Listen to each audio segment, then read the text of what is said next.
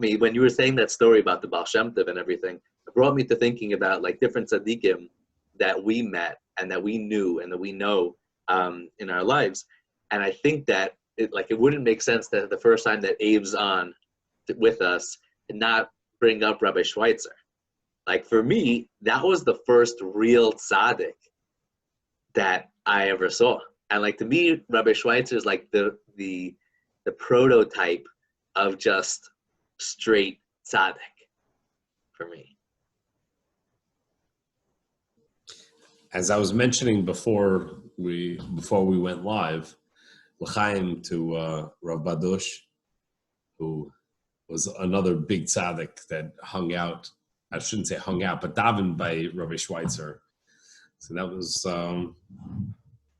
That was the greatness of Reb Schweitzer's shul, that hanging out and davening were one and the same thing. That was that whole shul. That shul is like what is the dugma for me of what a minyan is supposed to look like. Just of first of all, Reb Schweitzer. Reb Schweitzer was really epic. I mean, mind blowing how epic he was. Look, I feel like if you're going to bring up Reb Schweitzer, we really need to introduce him to anyone who's listening, because it's like, I just want to say why it triggered me. Just because the reason why it triggered me is that, when you were by the Baal Shem Tov, like you had no problem like telling the woman to come in. Like it's like it makes sense, at least for us, makes so much sense. And how like by Rabbi Schweitzer's shiva, when we went to where was it, in Ashdod. Like we just ended up, talking to the Rebbitzin, and like just there's a certain like we didn't end up. She called us in to the women's section to talk to her. Right, but it's just classic. It's just that's just the way it is, that you bring it in, and that was Rabbi Schweitzer. Rabbi Schweitzer was just okay. Go, you can introduce Rabbi Schweitzer. Okay, I think let's each say one thing like that you feel like sticks out of Reb Schweitzer that makes him great. I'll tell you my thing, which feeds into what you were just saying, that in Muncie, in Reb Schweitzer's community, women didn't drive cars, right? And a chassid would never get in a car if there's a woman driving. Yet Reb Schweitzer would always get in the car whenever mommy stopped to pick him up, and she would drive him all over the place. He's like an old Belzer chassid, alta Belzer chassid, and he's like just he had no car, and he's walking wherever he's going, and mommy would stop for him every single time, and he would get in the car and be appreciative, and he always went with her. Wait, you gotta share how the whole thing came out. The whole thing came out was because one time mommy stopped to pick up one of the Schweitzer boys. I don't remember which one it was, and he was with his friend, and the Schweitzer boy didn't want to get in, and his friend goes, "What? You're not going to get in? Your father gets in," and mommy was like shocked, and she was like, "What?" And that's when we found out, and that's why like Rabbi Schweitzer was doing it. That's why like I remember we were talking about it. I remember Abba was explaining like, "Listen, Rabbi Schweitzer's getting in the car because he doesn't want to hurt anybody's feelings. Like if he wouldn't get in the car, mommy would be like, 'Why aren't you getting in?' Like seriously, like So it was a question, meaning even though in that community they wouldn't do that, but he was not going to be mavater on someone else's feelings and to God forbid hurt somebody else. That was Rabbi Schweitzer. I remember. I mean, I have a few funny stories, but I remember being a kid, being locked out of the house one time, and not knowing what to do. I was really little. It's probably like when I first started taking a bus to school by myself, and I came home and nobody was home, and I just didn't know what to do. I didn't know where to go, and I went across the street to Rabbi Schweitzer, and he just brought me in, and he gave me a chocolate wafer bar, and I just remember him taking such good care of me, and I was crying, and he was just like patting me on the back and talking Yiddish.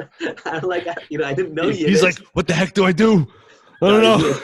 He was so warm. He was the warmest, like amazing. I always felt so connected to him. Abe, what do you got? You got a story for us? Thought? I actually don't have I can't say that I have like a story that sticks out. I mean, Reb Schweitzer was just like the warmest man to everyone that came in. It was a very interesting shul, eclectic. a lot of interesting characters, but he was like warm to all the characters. And the truth is that his seat in the shul was at the head. It was like not at the head, but it was like in front of the loud table. Right. And he never got upset about anything. Like, so other people used to like try to quiet down the table, but like he always just like everyone that came in, no matter how late you came in, he was always right there, unless he was davening for the Yomid. But usually, by Musaf already it was shayish. And but he always had like his warm smile, and he greeted everyone, like even if he wasn't speaking, but it was like his smile, and he was just warm to everyone. Yeah. Yeah, him dancing on Simchas Torah. Yeah. Just trucking the whole time. Yeah. His seat was also right by the door on the way in. When you walked in, you had to walk right by him. Yeah. So like, right, it was in the front of the loud table, and it was right by the door. So like, I just remember you come in and you always gotta, grin, as a kid at least. I always got a grin, good Shabbos, a smile. Unless he was, head covered in the middle of davening. Yeah, I think I had one of the most epic stories with Reb Schweitzer was when it was in Pesach time. I think Bentzi Back was with me because I think he was there. Anyhow, basically, Abba was at work and we were out, prowling around Suzanne Lake, hunting for, something interesting. And like sometimes you go over the brook and the thing and around and on the island. This is like way before the island was really inhabited, maybe like a little bit, And I think we went on the island and we were like crawling around. Anyway, we found a bunch of nests of geese, and I was like, okay, this is awesome, Shiluach HaKan. I don't know how to do it, so we went and we knocked on the door for Reb Schweitzer. And I told Reb Schweitzer, I say, Shiluach HaKan or whatever. I'm trying to like explain it. And he's like, okay, I'm coming.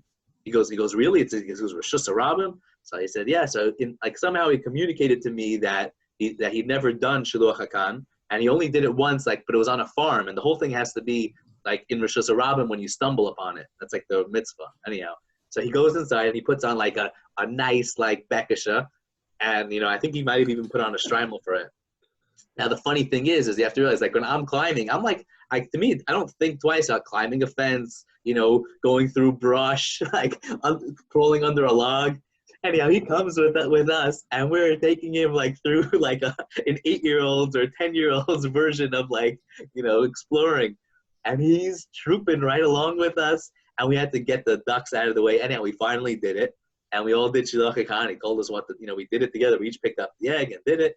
And we came back. Dude, didn't you have to bring baseball bats or hockey sticks with you to chase those geese away? No, we threw sticks at it, and I think we even broke one of the eggs. I felt so guilty, and it was really there's some guilt in there, right? No, but because Canadian geese are vicious, man. Yeah, they are vicious, and so that's what happened. So basically, we sorry about that, and so we. So then later on, though, Abba tells over, he goes, Rabbi Schweitzer, calls him up. He says, the Kleine Yehudala comes over and he takes me schlepping through the whole lake, and I had to climb things. It's classic. And that was Rabbi Schweitzer. He was just awesome.